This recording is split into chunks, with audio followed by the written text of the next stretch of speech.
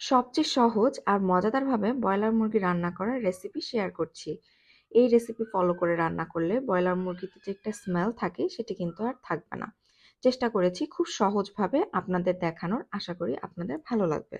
প্রথমে মুরগিগুলো ভালোমতো ধুয়ে নিয়ে এতে সামান্য হলুদের গুঁড়া এবং ভিনেগার দিয়ে আমি 10 মিনিটের মতো মাখিয়ে রাখবো। এই পর্যায়ে কোনো লবণ ব্যবহার করা যাবে না। ফ্রাই প্যানটি গরম হয়ে আসলে এতে তেল দিয়ে দিচ্ছি।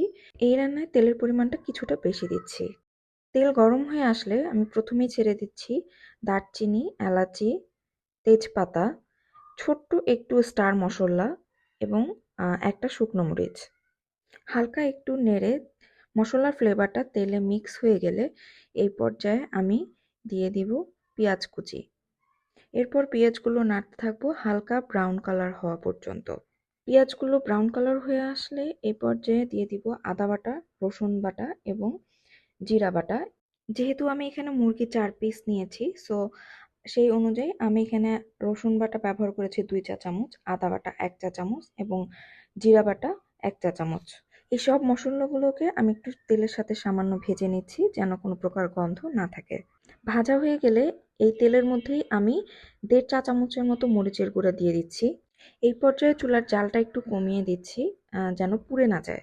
এখানে ছোট একটা টিপস শেয়ার করছি। তেলের মধ্যে ডাইরেক্ট মরিচের গুঁড়োটা দেওয়ার রিজন হচ্ছে অল্প মরিচের গুঁড়াতেই তরকারি কালারটা কিন্তু সুন্দর আসবে। সামান্য গরম পানি দিয়ে নিচ্ছি। এ পর্যায়ে আমি দিয়ে দিচ্ছি হলুদের গুঁড়া, ধনিয়ার গুঁড়া, এরপর দিচ্ছি জিরার গুঁড়া। সবগুলোই 1/2 চা চামচ করে দিয়েছি এবং স্বাদ মতো লবণ দিয়ে নিয়েছি। এখন মশলাগুলো ঢেকে দিচ্ছি এবং অপেক্ষা করব মশলা থেকে তেল উপরে উঠে আসা পর্যন্ত। 10 মিনিট পর ঢাকনাটি তুলে নিচ্ছি। দেখতেই পাচ্ছেন তেল কিন্তু মশলা থেকে উপরে উঠে এসেছে। আমার মুরগিতে আলু খেতে ভালো লাগে, তাই এই পর্যায়ে আমি আলু দিয়ে দিচ্ছি। আপনারা চাইলে এটি স্কিপ করতে পারেন।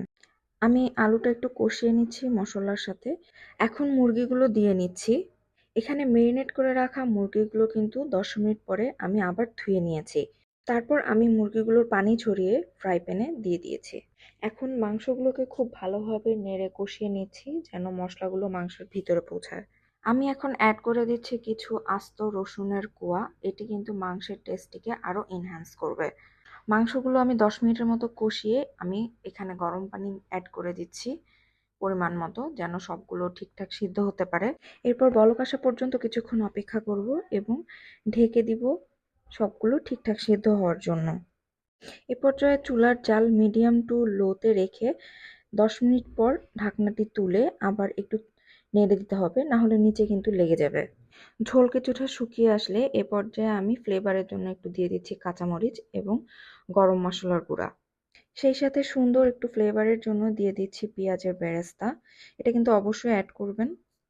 এরপর সব নেড়েচেড়ে মিক্স করে নিব এবং ঢেকে দিব 5 মিনিটের জন্য। এ পর্যায়ে চুলার জাল কিন্তু খুবই লোতে থাকবে। 5 মিনিট পর ঢাকনা তুলে নিচ্ছি। দেখতেই পাচ্ছেন আমার মুরগি রান্না কিন্তু কমপ্লিট এবং তেলটাও খুব সুন্দর উপরে উঠে এসেছে। আমি একটি সার্ভিং ডিশে সার্ভ করে নিয়েছি। এটি কিন্তু রুটি, পরোটা কিংবা ভাত সবকিছুর সাথেই অনেক বেশি মজা লাগে। অবশ্যই যারা আমার রেসিপিটি ট্রাই করবেন, অবশ্যই আমাকে কমেন্ট করে আপনাদের মতামত জানাতে ভুলবেন না। Thanks for watching my video. সকলের সুস্থতা কামনা করে শেষ করছি আমার আজকের ভিডিও। দেখা হবে নেক্সট কোনো ভিডিওতে। আল্লাহ হাফেজ।